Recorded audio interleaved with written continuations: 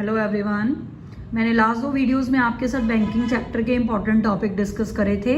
पहला था functions of commercial bank, दूसरा था आरबीआई के फंक्शंस। अब मैं थर्ड इंपॉर्टेंट टॉपिक डिस्कस कर रही हूँ बैंकिंग चैप्टर का, मॉनेटरी पॉलिसी। चाहे मॉनेटरी पॉलिसी लिख के आए चाहे आए, what are the credit control measures developed by central bank, how does central bank control the supply of money in the economy. जो भी क्वेश्चन आए इसमें लिखना क्या है, मॉनेटरी पॉलिसी। अब मॉनेटरी पॉलिसी होती क्या है? मॉनेटरी पॉलिसी वो पॉलिसी होती है जो आरबीआई बनाता है for controlling the supply of money in the economy. ठीक है, कौन बनाता है? आरबीआई बनाता है for controlling the supply of money in the economy. इसमें 2 मेजर्स आते हैं, क्वालिटेटिव, क्वांटिटेटिव। पहले हम डिस्कस करेंगे क्वांटिटेटिव। ये वो मेजर्स होते हैं जो ओवरऑल सप्लाई ऑफ मनी को कंट्रोल करते हैं। इसमें कौन कौन से आते हैं? देखो, बैंक रेट, पहले आपको इसका मीनिंग पता होना चाहिए। ये एक डिस्काउंट रेट होता है जिसपे सेंट्रल बैंक कमर्शियल बैंक को लोन देता है for long term needs. Remember it, central नहीं देना है, सेंट्रल बैंक ने कमर्शियल बैंक को देना है कौन सी नीड्स के लिए? Long term needs. अब ध्यान रखना, इन्फ्लेशन डिफ्लेशन में ये वेरी करता है। अगर इकोनॉमी में इन्फ्लेशन है यानी कि प्राइसेस हाइक है तो बैंक रेट क्या हो जाएगा? इंक्रीज। अगर बैंक रेट महंगा हो गया, डिमांड फॉर लोन क्या हो जाएगा? Decrease. Supply of money control हो जाएगी। ठीक है, डिफ्लेशन में रिवर्स कर दो, बैंक रेट को डिक्रीज कर दो। अगर बैंक रेट सस्ता हो गया, डिमांड बढ़ जाएगी, डिमांड बढ़ गई, सप्लाई ऑफ मनी बढ़ जाएगी, डिफ्लेशन कंट्रोल हो जाएगा। ये पहला था इसका क्वांटिटेटिव मेजर। सेकेंड है open market operation. Open market operations क्या होते हैं? Sale and purchase of government securities, यानी कि सेंट्रल बैंक गवर्नमेंट सिक्योरिटीज की सेल एंड परचेज करता है जब, उसको बोलते हैं ओपन मार्केट ऑपरेशंस। ये इन्फ्लेशन और डिफ्लेशन में वेरी करेगा।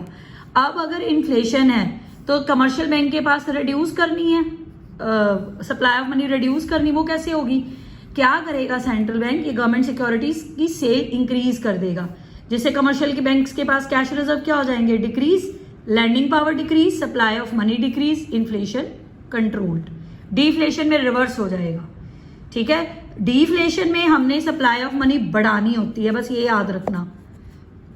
कोई भी मेजर हो, डिफ्लेशन में सप्लाई ऑफ मनी क्या करनी है? इंक्रीज। और इन्फ्लेशन में क्या करना है? Supply of money decrease. ठीक है, फिर नेक्स्ट है रेपो रेट। रेपो रेट क्या होता है?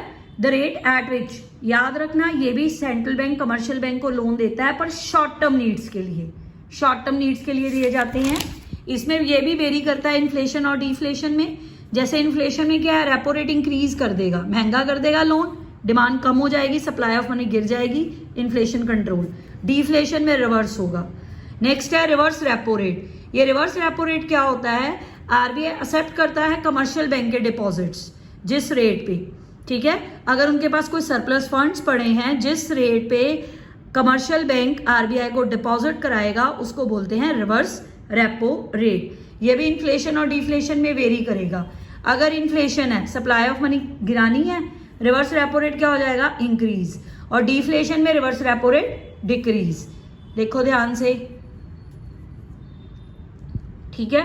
नेक्स्ट है सीआरआर, कैश रिजर्व रेशियो।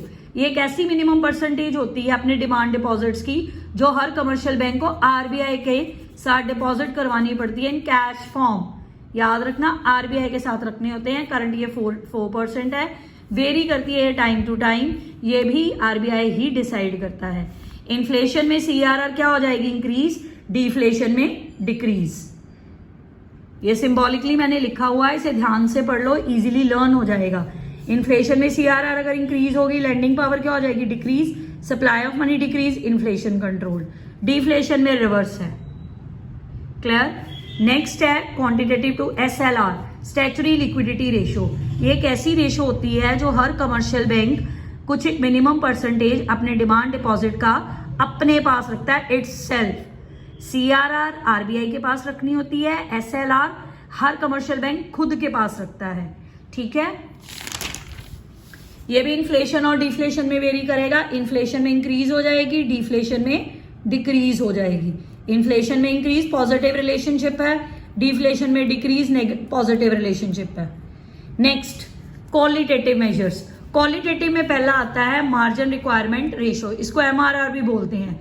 इसका मतलब होता है कि अगर आपने बैंक से जो लोन लिया और जो बैंक बदले में आपसे मोर्टगेज यानी कि सिक्योरिटी ले रही है, उसकी वैल्यू और लोन गारंटी की वैल्यू हमेशा फर्क होगा।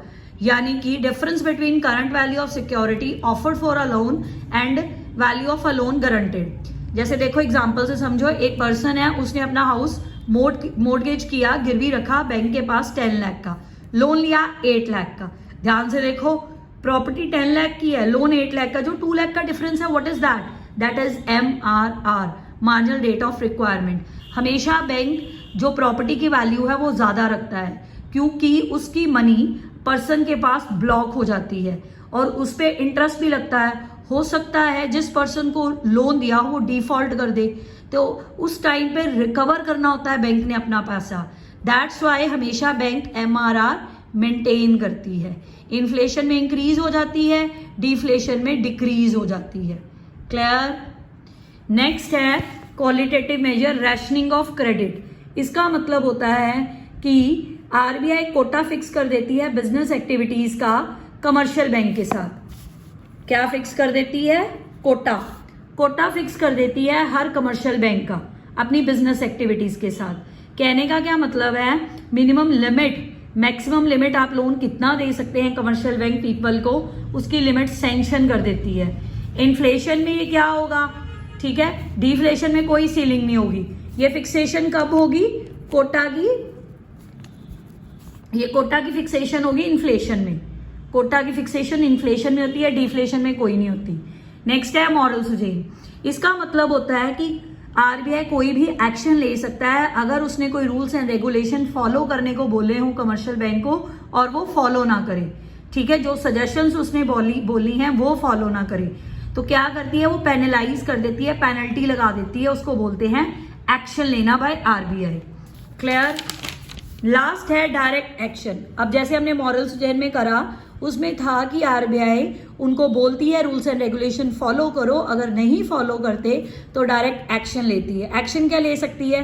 पेनल्टी लगा सकती है, लाइसेंस कैंसिल कर सकती है। ठीक है, जो फैसिलिटीज देती है कमर्शियल बैंक को वो सारी कैंसिल कर सकती है। क्लियर है?